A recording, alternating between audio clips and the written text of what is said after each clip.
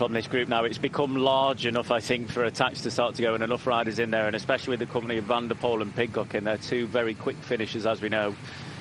Might change the dynamic a little bit, you know, people wanting really to get away from those two riders. They did before, but all looking like they're fairly equally matched, I'd say, coming into a sprint finish. But I think with those two in the mix, you've got to be very confident in the way you feel to be able to beat those two, even if they're on the last legs.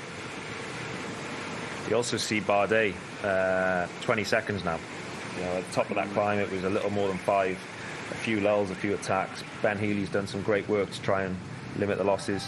But it's looking like he could well survive for second place here, and it's going to be a nice sprint between this group of, 15, 20 guys for the round off the podium. That was Lapera on the attack again, being followed by both Bilbao and Carapaz. Grégoire. Once again, it's the same pattern that's favouring Bardet, as Luke was just saying. Still out there, 22 seconds now it grows. In the meantime, Tadej Pogačar is within under 3 kilometres of taking yet another monument victory.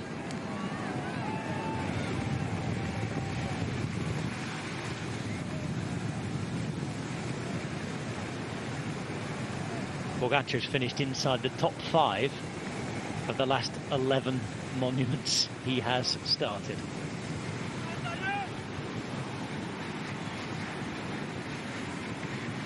Back into Liège. A bit warmer than it was when they left this morning. Not much, but a little bit. It's turned into a nice sunny day in the industrial old heart of the Ardennes.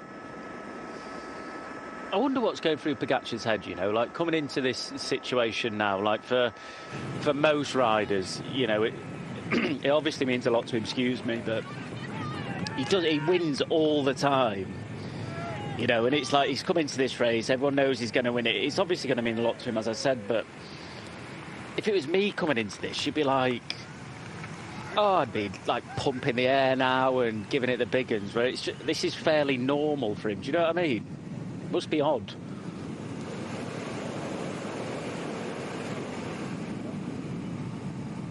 Well, Romain Bardet, not a monument winner, but a man who's close to moving up onto the second spot on the podium, as the Flamme Rouge is now in sight for Tadej Pogačar. Another day, another job done, and it's been that way since the start of the season. This man began the year with that 82-kilometre exhibition in Italy, and for his latest masterpiece, he's going to win Liège for a second time.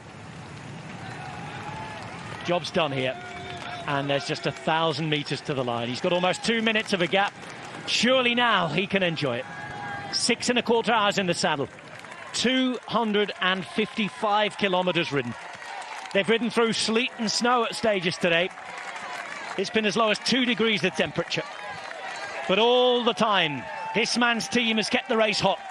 It's been on fire for a while, and you just knew what was coming. One by one, they faded away.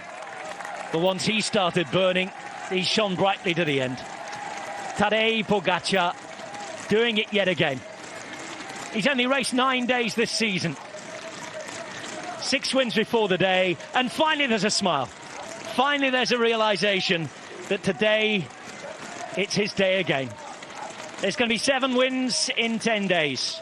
The numbers continue with a second Liège, a 6th monument, a 70th career win. And here comes Tadej Pogačar at 25 years of age with another big success. A wave to those who salute him, and we will do the same. You're looking at one of the greatest ever to ride on 2 wheels, and it's another chapter in an increasingly beautiful story he's writing. Tadej Pogačar, a titan of our times, winning Liège-Bastogne-Liège for the second time in his career. And gentlemen, that was a demonstration.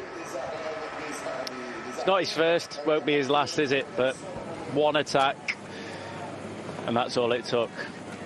And this man here, he must be chuffed to bits. Yeah, I think Poggy there, everyone knew what he was going to do.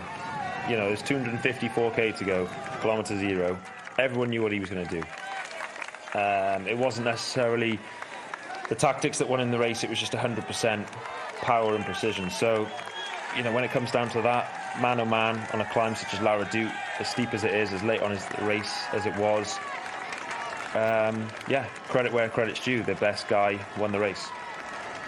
Well, keep your eye on this group because they're now vying for what will be the third spot on the podium. Here comes Romain Bardet. He himself pedals towards the finish. DSM Firmenich Postenel are going to take a podium from Liège-Bastogne-Liège with Bardet. Well, the drought for France is going to go on. Adam and I were remarking over it's going to be 45 years next year since a Frenchman won this race back in the days of Bernard Hinault, before any of us three were born. But today, Romain Bardet is going to take a podium, and for him, yet another demonstration is in fine form ahead of the Giro. This in itself a fine result. Well played. Saw his chance, took it, and he finishes second behind Pogacar, which on many of these days is the best that anybody else can hope for. So Bardet in second, and here we go. Look who's vying to be third. It's Mathieu van der Poel at the front of it. Left-hand side, we're going to see an attack, and it's going to come from Israel Premier Tech and Dylan Turns on the right-hand side, but here comes on the left as we look at it now. Van der Poel going for the line through the centre. There's an option. Van der Poel wanted to be on this podium, and there he is, Mathieu van der Poel to the line. 5 years since that day. He still gets across the line. He still makes the podium, and there's almighty worry at the end there, and almost it ended in tears for Van Gils, who came through. But Pogacar wins. Van der Poel joins him on the podium. It was a story of those two in the end. This man, though, wrote the strongest chapters and comes away as the author of the book. It's Tadej Pogacar winning Liège in 2024. Bardet second, Van der Poel third. And thankfully, we avoided a nasty incident at the end. We did. Van Gils almost come a cropper there, but luckily didn't do it. Didn't crash. Didn't hit the deck. But yeah, this man, he just, like, even that shot, not this one, but the one we just saw, he just looks fresh still. That's what's bonkers, you know, like 6 hours 12 in the saddle or whatever it was, 6 hours 11 minutes. And he just looks absolutely fine. Hasn't got any hair flowing out of his helmet, has he? That's his kind of trademark. He's obviously sacked that off. Aero gains in it. He doesn't need it. Yeah. You'd be a bit worried if he needed any gains, wouldn't you? Man. Well, Gianetti and company congratulating him, and their protege has done it again. We're running out of words for this man. But another day, another Pogacar masterpiece. That was a drone look. That'll have some good footage on Bellon later on, won't it? No doubt.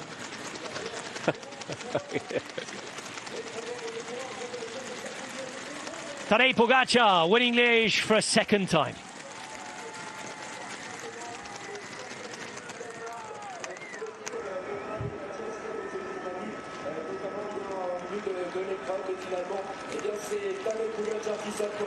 Well, Tadej Pogacar winning Liège. We'll wait to get the final classified results for you. And here is that moment. Luke was just talking about it.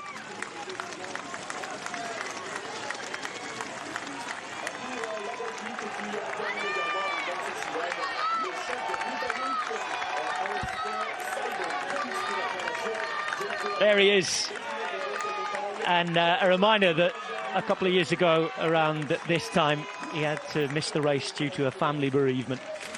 Tadej Pogacar winning in Liège and coming back. Pogacar beating Bardet and Van der Poel. Van Gils there in fourth place. Barret Peintre up there in fifth, with Van Sevenant, Madouas, Lutsenko, Bilbao and Pidcock in the top 10.